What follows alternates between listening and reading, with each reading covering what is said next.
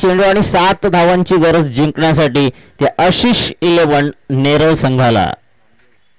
गोलंदाजी मार्कवर गोलंदाज नामदेव.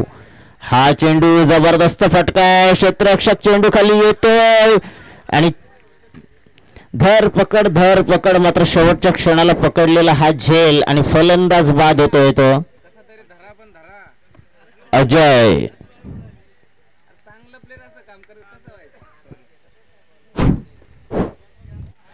निश्चितच या ठिकाणी 12वा प्रतिनिधी म्हणतोय कसंही पकडा पण पकडा, कारण गरजेचं आहे झेल पकडणे. फलंदाज यावेळेस अजय माघारी आलाय.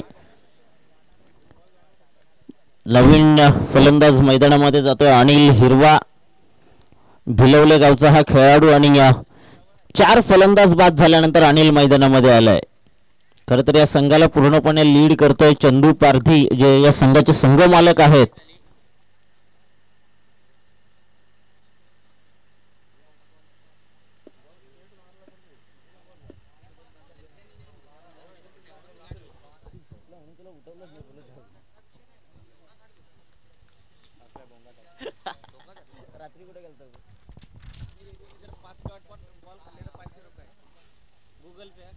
नाही इथं डिजिटल पेमेंट नाही चालत, पण कॅश आहे की समोरासमोर करतोय, काय प्रॉब्लेम नाही. गोलंदाज नामदेव, स्ट्रायकर एंडला फलंदाज अनिल. यावेळेस मात्र हा चेंडू आपण पाहतोय अगदीच ऑफस्टिकच्या समोरून जातोय. निर्धाव चेंडू टाकला गेलाय.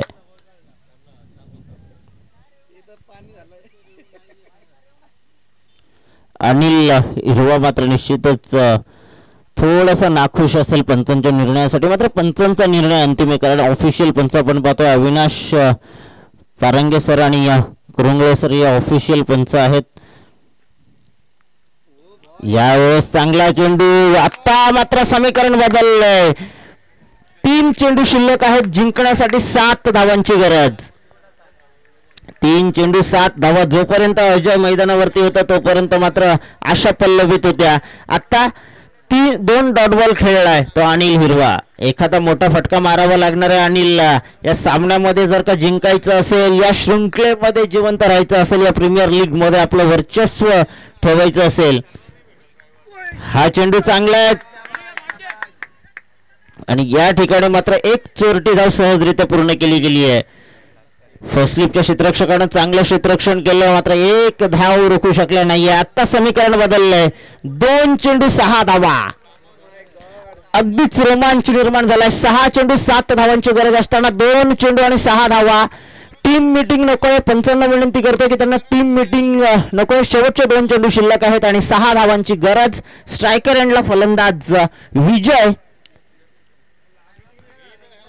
एक मजबूत शरीरयष्टीचा फलंदाज आपण पाहतोय विजय. एक मोठा फटका, षटकार जर का लगावला तर निश्चितच आपला संघ या ठिकाणी विजयश्री खेचून आणू शकतो, विजय संपादित करू शकतो आणि आशिष 11 नेरळ संघाला या शृंखलेमध्ये जिवंत ठेवू शकतो तो विजय. हा चेंडू चांगला आहे. क्षेत्ररक्षक त्या ठिकाणी फलंदाज बाद येतोय. विजय नवीन फलंदाज मैदानामध्ये.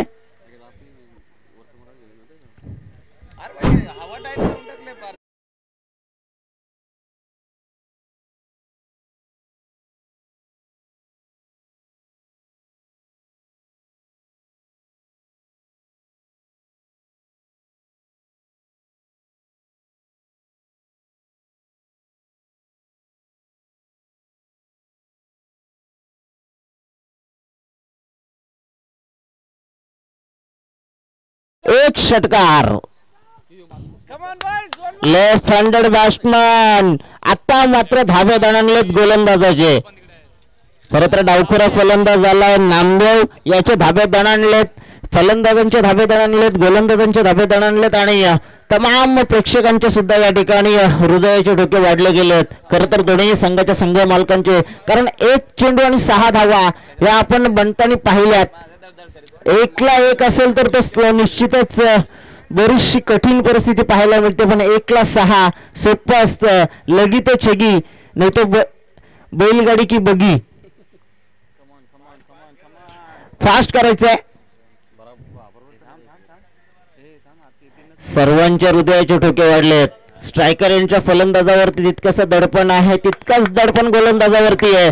टाळ्यांच्या गजरात या चेंडूचं स्वागत करायचं आहे।